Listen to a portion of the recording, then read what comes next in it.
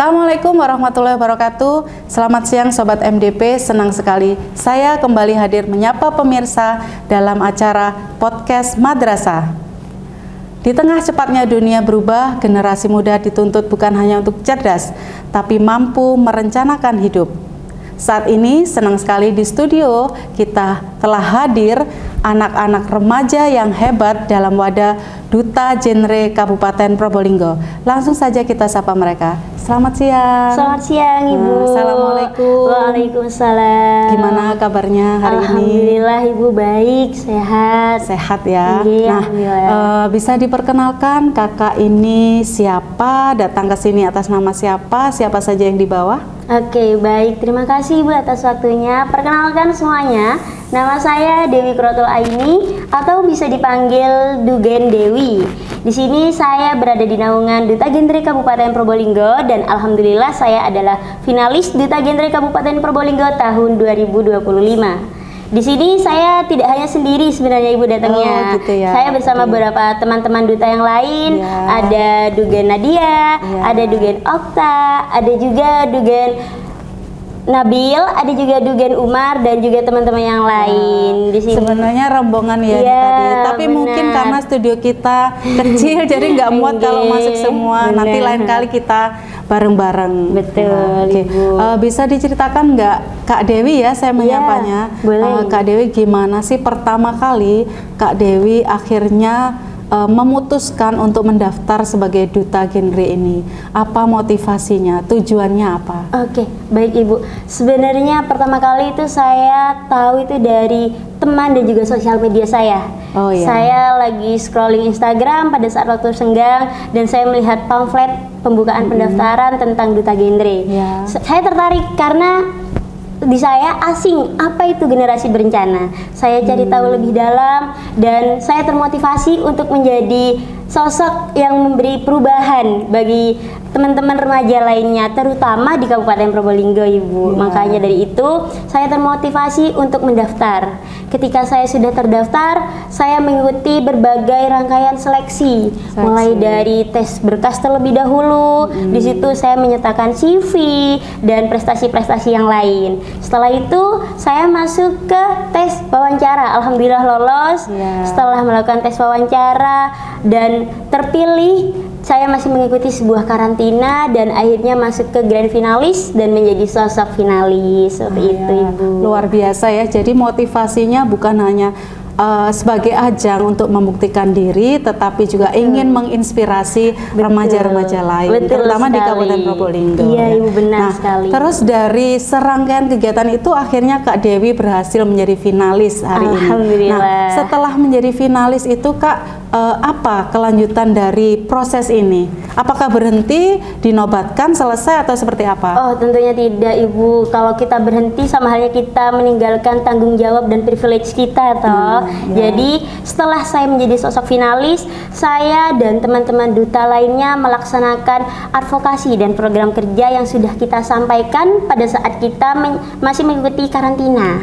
Nah, di situ alhamdulillah sudah terlaksana namanya gerakan untuk cuci tangan untuk adik-adik yang masih berusia dini, masih kecil, masih TK PAUD gitu. Terus abis itu kita juga ada sosialisasi nih ke SMP, SMA, MA, aliyah yang lainnya gitu tentang bahayanya nabzah dan juga materi-materi yang lainnya Ibu. Oke. Jadi proses berkegiatan yang dilakukan setelah menjadi finalis itu dilakukan oleh Kak Dewi sendiri selaku setelah menjadi finalis atau dalam wadah yang lebih besar lagi? Kita membawa, karena sudah dinobatkan menjadi Duta Genre, jadi kita membawa wadah yang lebih besar yaitu sebagai Duta Genre dan pelopor perubahan di situ Ibu. Ada berapa orang Duta Genre ini? Duta Genre di tahun 2025 itu ada 10 pasang, jadi total laki-lakinya 10, wanitanya 10 gitu Ibu. Nah, dalam wadah forum genre ya namanya. Ini apa sih yang kira-kira dari kegiatan yang sudah dirancang dan dilaksanakan itu seberapa besar kegiatan-kegiatan ini memberikan dampak pada remaja khususnya? Dampaknya Alhamdulillah sangat besar nggih Bu. Jadi ketika kita sudah menyampaikan materi mengenai hindari nafza, jadi teman-teman lebih terbuka, lebih mindsetnya lebih tertata lagi untuk tidak tersentuh ataupun masuk ke dalam lingkaran nafza tersebut. Dan tak hanya nafza, kami sebagai Duta Gender juga menyampaikan banyak sekali materi seperti bullying contohnya Ibu, bullying, terus pendewasaan usia pernikahan, terus tentang kesehatan reproduksi dan juga gizi, dan masih banyak lagi Bu materi yang lain.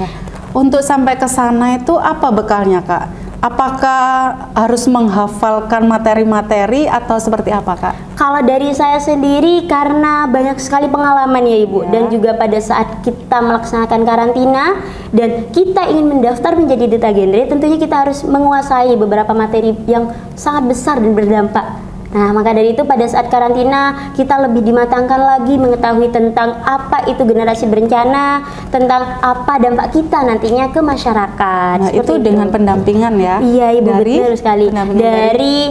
Dari forum gendernya tersendiri.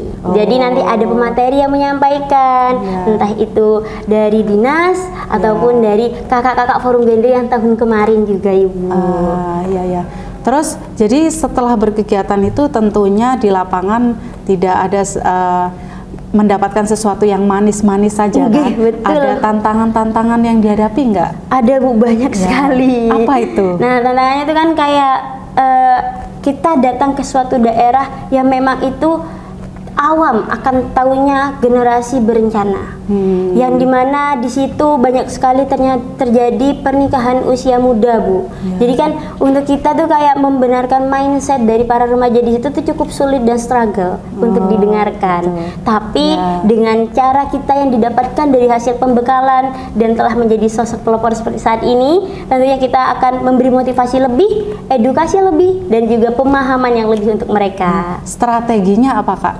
Strategi yang saya lakukan sendiri kita menyampaikan, mengingatkan, dan mengaplikasikan. Kalau dari saya sendiri. Ya, Masya Allah, luar biasa sekali ya. Nah, sekarang masuk ke secara pribadi boleh ya? Boleh Ibu. Apa makna Duta Gender ini secara pribadi buat Kak Dewi? Duta Gender ini suatu privilege yang besar buat saya Ibu. Karena suatu kehormatan bisa menjadi sosok Duta Gender, apalagi di daerah saya, Kabupaten Probolinggo. Jadi Duta Gender ini bukan semata-mata hanya menyandang gelar atau selempang seperti ini Bu, tapi kita harus menjadi sosok yang memberi perubahan tentang remaja-remaja yang ada di Kabupaten Probolinggo. Apalagi di zaman sekarang remajanya udah mulai ke ranah-ranah yang negatif karena pengaruh dari luar, hal-hal negatif yang lain. Jadi mengedukasinya itu adalah topik-topik yang dekat dengan remaja. Betul sekali, seperti Bu. tadi nafsa gitu kan ya, terus lalu ada pernikahan usia muda ya, untuk menolak ya, atau memperpanjang usia pernikahan. Atau kalau enggak pergaulan bebas mungkin. Kenakalan remaja itu sangat penting. Sasarannya siapa Kak? Kalau sasaran kita kemarin terjun juga tidak hanya di remaja, tetapi kemarin itu juga ada program namanya Sekolah untuk Orang Tua Ibu. Jadinya anak atau generasi emas kita itu harus dibentuk dari orang tuanya juga. Jadi nanti sekolah orang tua itu orang tuanya juga dididik bagaimana lebih dekat dengan anaknya, dan juga ada suatu program namanya itu Genting. Nah, Duta Gender ini di bawah naungan siapa? DP3KB2A. Terus selain berkegiatan itu apa namanya? Kegiatan lainnya sebagai duta apa? Selain sosialisasi? Menjadi brand ambassador tentunya Ibu. Jadi kita tidak cuma turun terjun di lingkungan masyarakat, tetapi sekarang kan namanya teknologi udah luas. Jadi kita juga terjun di sosial media, menjadi role model di sosial media. Betul sekali Bu. Jadi harus aktif di media sosial juga. Betul sekali. Contohnya di akun Forum Gendre. Nah, Forum Gendre Kabupaten Probolinggo itu banyak sekali mengekspos tentang kegiatan-kegiatan positif, ataupun bagi teman-teman yang ingin menanyakan, menceritakan apa yang mereka alami semasa remaja dan membutuhkan solusi, itu sangat diperbolehkan. Kak Dewi saat ini statusnya sebagai apa, pelajar atau mahasiswa atau sudah bekerja? Saya saat ini menjadi sosok mahasiswa, Ibu. Mahasiswa ya. Oke. Nah, dengan aktivitas Duta Genre yang luar biasa itu apakah mengganggu aktivitas Kak Dewi di kampus? Alhamdulillah tidak, malah mendukung, Ibu. Malah mendukung ya. Karena di lingkungan kampus sendiri tuh namanya juga luas ya, Ibu. Banyak sekali yang dari luar-luar pulau, dan ya kita sebagai Duta Genre adalah salah satu pelopor untuk mengarahkan teman-teman supaya masih ada di jalan yang positif tanpa terpelenceng ke hal-hal negatif. Jadi ada apresiasi juga dari pihak kampus Betul, dan di situ saya tidak hanya bertemu dari daerah saya sendiri, tetapi juga ketemu sama Duta Genre dari daerah-daerah yang lain, apalagi yang sampai Go Jatim. Gitu. Luar biasa ya. Jadi semacam jaringan gitu. Betul sekali. Nah, dari situ Kak, padat banget kegiatannya itu. Pengalaman apa yang menurut Kak Dewi sangat menarik sepanjang menjalani kegiatan sebagai finalis? Kemarin saya sempat melakukan edukasi, Bu, mengenai bullying. Di situ di mana ini? Di Kecamatan Paiton. Oh, boleh. Nah, di Kecamatan Paiton. Itu saya melakukan edukasi mengenai bullying, di mana ternyata di situ terdapat korban bullying. Ketemu korban bullying secara langsung. Pada saat saya dan teman-teman saya menyampaikan materi tentang bullying, beliau langsung gemeter, Bu. Sampai gemeter, nangis di tempat. Jadi trauma. Betul, trauma berat. Jadi kita sebagai Duta Genre mengajak si anak ini untuk pindah ke ruangan yang lebih tenang, dan ketika kita sudah selesai, kita menghampiri siswa ini. Dan kita edukasi. Di situ beliau cerita bahwasanya beliau itu mendapatkan tekanan lah dari teman-temannya, bully, karena beliau sangat tertutup. Dan biasanya kan anak introvert gitu ya. Betul sekali, Bu. Dan sampai kan kasus paling tingginya bullying itu pasti ingin mengakhiri hidup. Nah, dia juga tidak ingin sekolah dan hanya ingin mengakhiri hidup saja. Di situ saya dan teman saya sebagai Duta Genre itu agak terharu ya, Bu, karena nangis ya. Karena langsung bertemu korban ya.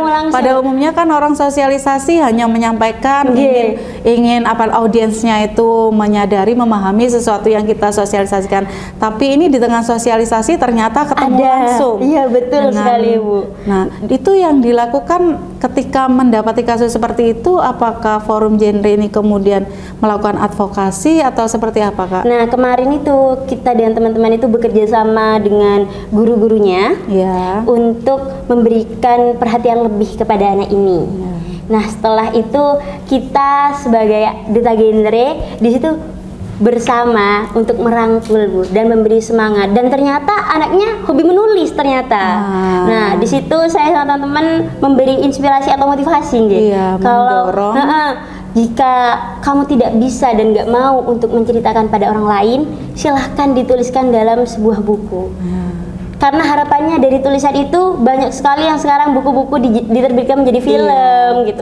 Dan ini suatu hal yang positif untuk saya, karena siapa tahu kedepannya anak ini bisa menuliskan buku yang diterbitkan dengan jadi di Gramedia sebagainya gitu. Siapa tahu dari langkah kecil ini hanya menulis lalu terbit menjadi buku, itu bisa memberikan motivasi buat dia sehingga tidak memikirkan traumanya ketika dibully ya, tapi malah menjadi sesuatu yang memberikan kepercayaan diri. Dan alhamdulillah setelah kita ngobrol bareng, kita kasih motivasi, beliau mulai tersenyum sumringah, dan senyumnya dia tuh kayak ke kami sebagai Duta Genre tuh kayak, wah ini powerful banget nih buat kita, kayak gitu, Ibu.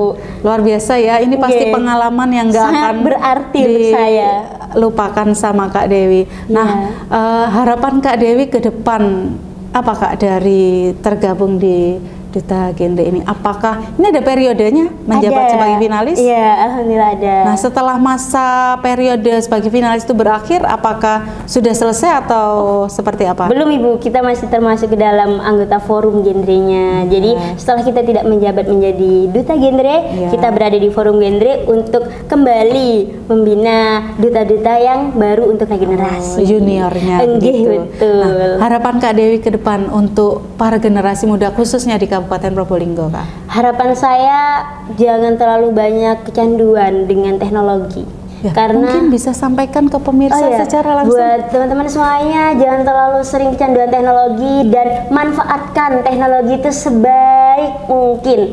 Entah itu dengan cara melakukan perlombaan, mengikuti perlombaan dan hal-hal lainnya. Karena ketika kita terjerumus ke dalam teknologi dan kita memanfaatkan dengan hal buruk, itu akan mengefek sampingan pada diri kita sendiri untuk melakukan hal-hal yang tidak baik, Ibu, dan menurunkan prestasi. Jadi untuk teman-teman semuanya, adik-adik semuanya, manfaatkan teknologi yang ada saat ini untuk perubahan dan juga untuk menambah prestasi kalian di masa depan. Itu saja, Ibu. Terima kasih Kak Dewi, luar biasa sekali motivasi, harapan yang diberikan untuk generasi muda khususnya di Kabupaten Probolinggo. Tetap semangat, terus menginspirasi, berikan energi positif ke lebih banyak remaja di Kabupaten Probolinggo. Terima kasih juga sudah hadir studio. Sebenarnya kita pengen ngobrolnya lebih panjang. Jangan bosan ya kalau diundang lagi. Oh tidak, Bu, alhamdulillah saya sangat senang. Sekali lagi terima kasih ya sudah hadir di studio. Ya. Terima kasih banyak Ibu sudah mau menghadirkan kita juga ke sini dan memberi motivasi. Ya, sama-sama. Pemirsa, setiap generasi punya tantangan, tapi generasi yang hebat adalah mereka yang siap merencanakan hidup, menentukan arah, dan berdiri untuk perubahan. Terima kasih, sekian dari kami. Wassalamualaikum warahmatullahi wabarakatuh.